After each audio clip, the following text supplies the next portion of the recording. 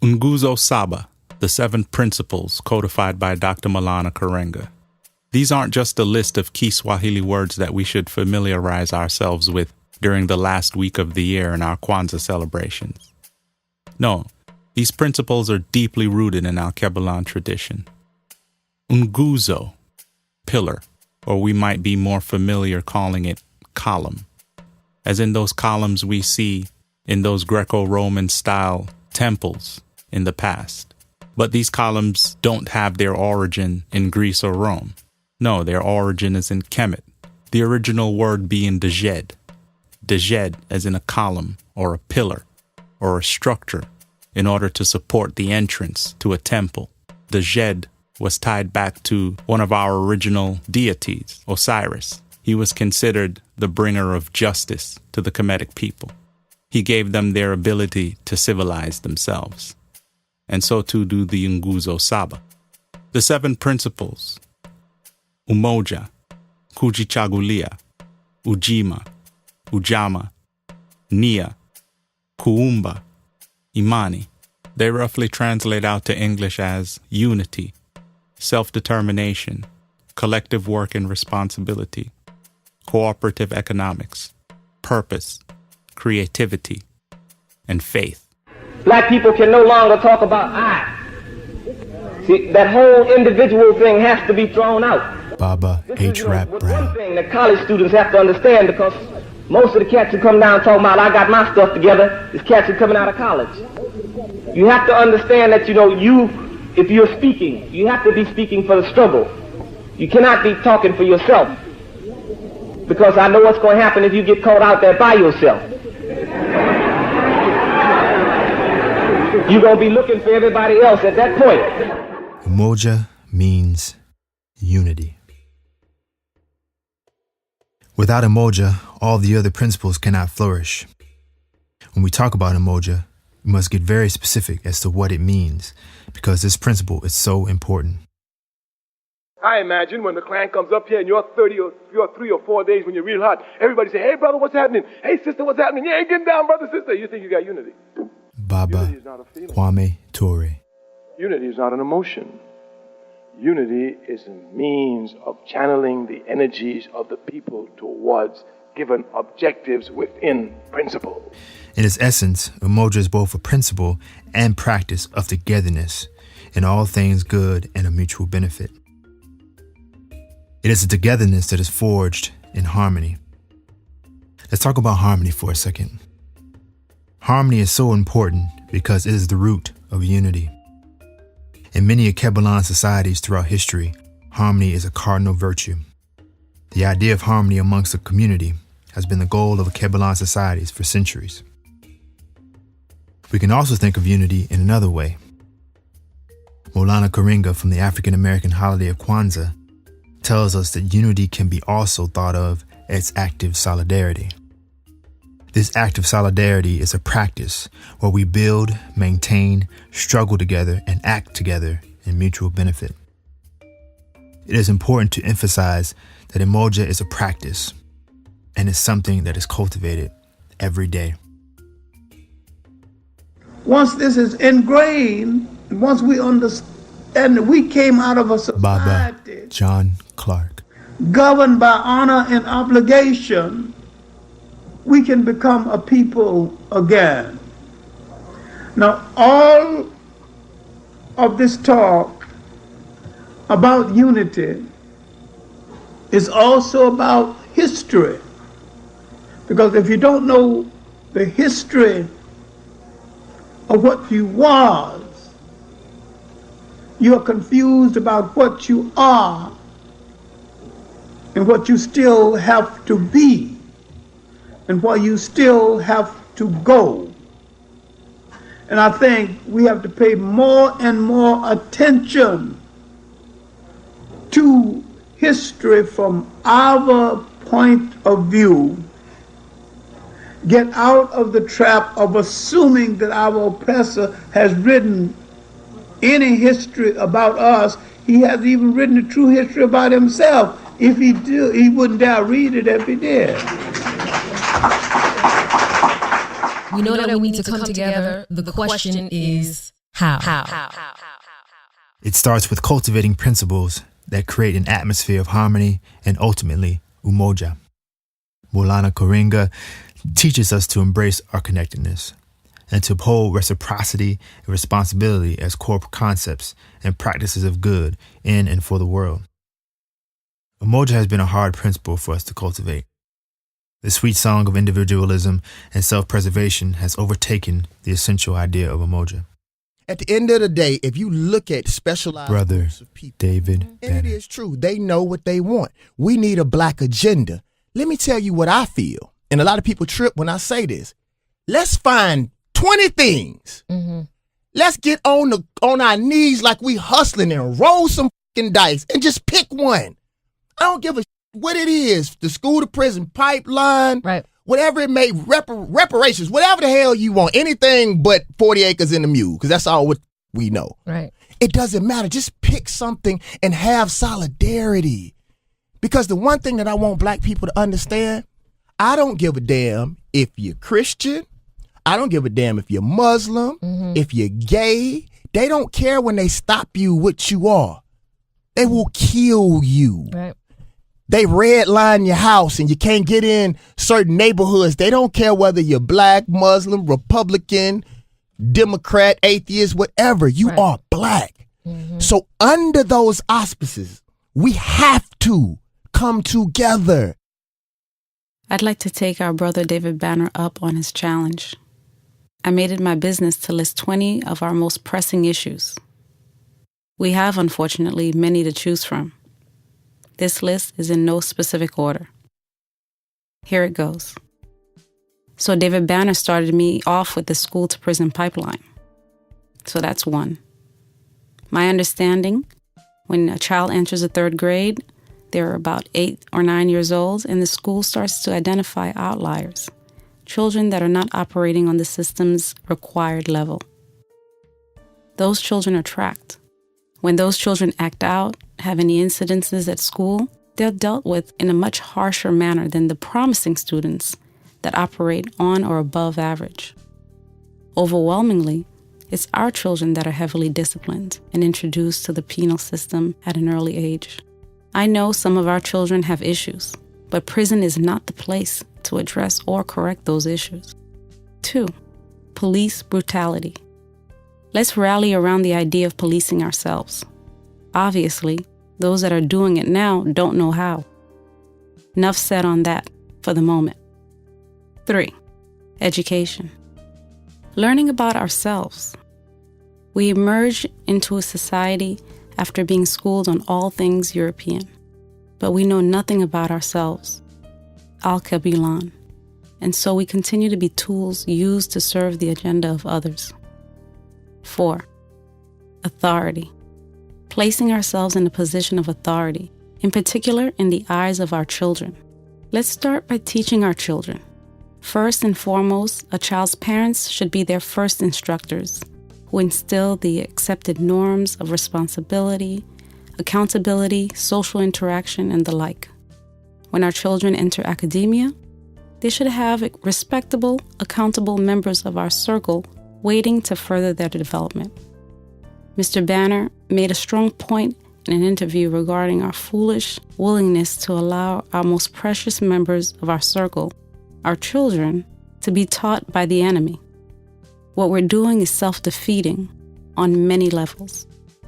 5, politics. For those of us that still believe in the electoral system, create an independent party that truly serves our interests. We need to create platforms where we speak for ourselves. 6, Al-Kabilan enterprise. Let's create a network where we buy and sell Al-Kabilan. A network that our children can inherit and expand so that they do not have to work for others. 7, medicine. Let's return to holistic medicine. Let's teach our current generation as well as the upcoming generation to reject the standard method of addressing ailments with pills. It's toxic. It inhibits us from living full and lengthy lives. The pharmaceutical company is sucking the life force from us. 8, diet. One way we can avoid having to pop pills with more side effects than benefits is to embrace a healthy diet. Let go of the slave diet.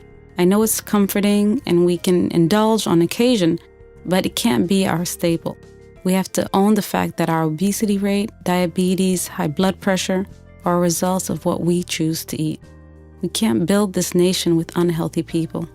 Your diet impacts you not only physically, but also how effectively and efficiently you think. 9. Off of diet, we can easily transition into food production. It's expensive to eat healthy. We can drive down the cost if we grow our own food. Growing our own food also settles the argument regarding the quality of the food we consume. Kujenga taifa leo, build a nation today, all day, every day. That's the mantra here at Kujenga. But a nation that doesn't control its food source is not a free nation. 10. Spirituality. Reclaiming a view of our place in the universe that supports the Akabulan first mentality, where our gods look like us, where we're not at odds with the earth trying to conquer it, where we're not, quote, dogs who eat the crumbs that fall from the master's table, unquote. Let's abandon sexist, shallow concepts regarding the force that governs this universe. 11. Psychological damage of white supremacy racism. It manifests itself as code switching, where we're inauthentic in order to fit in with the European establishment. Being Akabulan and representing Akabulan in every instance of every interaction is primary. The damage drives us to abuse each other, often in a violent manner. Psychological damage drives us to numb ourselves through the use of substances. 12. Family unit. The Akabulan family unit is under government-sanctioned attack. The tearing of the Akabulan male from his family is nothing new. We've learned and seen depictions of our families torn for the slaver's gain or for the sheer sake of spite. I want to take a moment to dispel a myth that I wrongly bought into for too long. The Akabulan man loves his family. He wants to be an active participant in his children's lives. In this century, the government has used its monetary assistance to continue to push our men out of the household by refusing to extend help if he is reported present. 13. Michelle Alexander speaks of a modern-day underground railroad, reintroducing those incarcerated back into society. True rehabilitation occurs amongst your people, with those that care to see you thrive. The current system is set up for those unfortunate to have been incarcerated to be reincarcerated. Clemency for our own starts with us. 14. Akabulan. Reclaiming control of our homeland. We have a duty as residents of this planet to protect it. Europeans, Asians, Arabs, they're raping this earth. There's no regard. The beautiful, vast expanse that we call Akabulan needs our protection against destruction. It needs to be maintained as home for our future generations to inherit. In the revised words of the Honorable Marcus Garvey, Akabulan the land, for Akabulan the people. 15. Incarceration rates. We're 12% of the country's population, yet we make up the majority of the prison population. Let's have an honest discussion about the oppressor's modus operandi. They kidnapped us, used us for free labor, and now the incarceration system is an extension or revision of the institution of slavery. It's the oppressor's means of addressing their need for continuous free labor while controlling the rate of growth of our population. 16. Withdraw from military. We were kidnapped, forced to build this hemisphere. Every other group that's been wronged in this country has received some form of restitution, except Akabulan. We don't owe this country anything. Lay down our lives for what? In defense of a country where we're second-class citizens? The very enlightened Muhammad Ali posed these same questions decades ago, and this country has made no significant headway since to have us respond any differently than he did. 17. Akabulan on Akabulan violence. Earlier, I described the children as the most precious members of our nation. We have a responsibility to show our appreciation for the honor of having them amongst us by learning and doing everything that we can to protect and guide them into adulthood. That means making ourselves excellent parents our primary goal. It means telling them the truth about where the drugs and the guns in their neighborhoods really come from and why. We can't afford to continue to raise undisciplined children that don't listen, that have no respect for anything, not for their lives or anyone else's. This is a certain path to destruction. 18. Entertainment. Dignity for our culture. Some way, somehow, we became the entertainment for the world. And now the world has misconstrued our willingness to put our culture on display as a license to copy it, water it down, and thereby bastardize it. Like all that is Akubulan, we must first show respect for our culture ourselves before we can demand respect for it. 19. Sex. This one's broad. We do a lot of damage to one another through sex. We are one another's keepers in this world. Engagement in sex acts puts us in a vulnerable position. Pun. Moving on, though. Let's not abuse one another. Parents, protect your children from predators, whether they're family or not. As adults, let's be honest with one another about intentions. Lying and creeping is not indicative of adulthood. Children lie and sneak because they fear the consequences of their desires. The fact that so many of us engage one another in this manner, it suggests that we're an immature people. Are we really children walking around in adult bodies? Our behavior towards one another is dishonorable, and it does lasting damage. Sex affects us biologically and chemically. It's an important aspect of adulthood that should not be treated lightly. Let's commit to stop hurting one another. 20. Unification by identity. What happens to Akubulan in one corner of the earth affects Akubulan everywhere. Kwame Nkrumah was our most vocal proponent of Akubulan unity. Here's a message he left for me, the message he left for you. Quote, I am not African because I was born in Africa, but because Africa was born in me. How we identify should not depend on where we are currently based. All people of African descent, whether they live North or South America, the Caribbean, or any part of the world, are Africans and belong to the African nation. These issues loosely cover Neely Fuller's 10 areas of people activity that are currently used to control us. So you have my 20. This is not a conclusive list by any means. Please share issues I might have missed on the message boards and discuss them freely. We can't afford for any one of us to stand by and do nothing. Choose something to passionately engage in to heal and advance our nation. Umoja, something we've been struggling with for years. To have unity, you must first know thyself. Everything starts with self. We need to unify for a greater cause, for today and tomorrow. After committing to unity within yourself, it then spills over into the family, whether it would be an extended or a blended family. Funny enough, we were having a discussion about how society views the Black man that still lives at home with his mama. Kicking our children out straight out of school is kind of harsh, and not preparing them with tools to succeed in this world that were built against them is setting them up for failure. And when you look at it, every other culture builds with one another. We need to allow our children not only to mature, but to flourish. If I was to be kicked out at 17, 18, when I graduated high school, I can't begin to tell you where I think I would be today. Plus being a teenage mother, oh boy, she's a statistic. But seriously, having a strong support system, and in my case, which was my mom, she helped me to succeed through the pitfalls of what society wanted for me.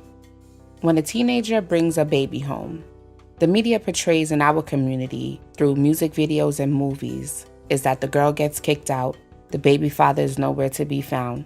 She now struggles on welfare to support this child, and now she's not able to finish school, where this cycle goes on. I'm not stating that this doesn't happen, but let me fill you in on my reality.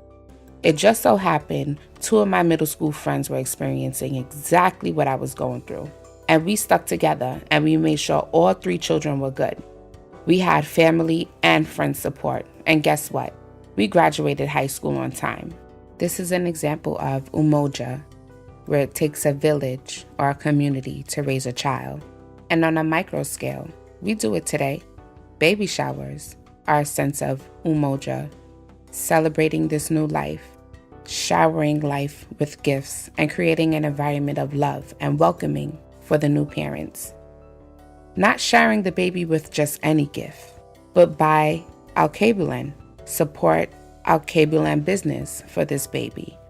And on a grander scale, this will create a Black Wall Street, just like we had in the 1900s in the Greenwood neighborhood of Tulsa, Oklahoma. This is how we can unify, creating our own government, find or create organizations that are for us, by us, in our communities. We must start standing together for something. At a macro level, we must cultivate that sense of Umoja in our community and make it a consistent practice in every interaction with all Alkebulan peoples. Umoja is the first step towards reclaiming control of our lives. You've heard many ways to create Umoja. Commit today, right now, as you listen to this, to do something towards creating Umoja in your community. Next time on Kujinga, we will explore the principle Kujuchagulia, or self-determination. Until then, Kujinga Taifa Leo.